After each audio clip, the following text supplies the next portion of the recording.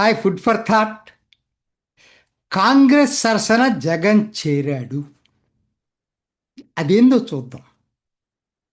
2014లో ఆంధ్రప్రదేశ్ విభజన చట్టాన్ని తీసుకొచ్చి కాంగ్రెస్ ఆంధ్రాలో భూస్థాపితమైంది.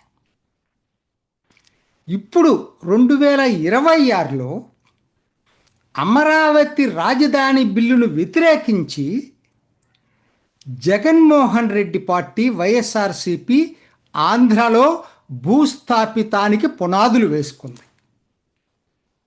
ఈ రెండు ఒకటే. చరిత్ర పునరావృతమైందా?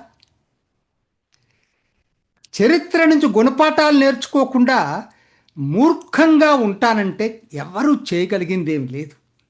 స్వీయ వినాశనాన్ని ఆ రోజు కాంగ్రెస్ కోరుకుంది, ఈరోజు జగన్మోహన్ రెడ్డి కోరుకున్నాడు.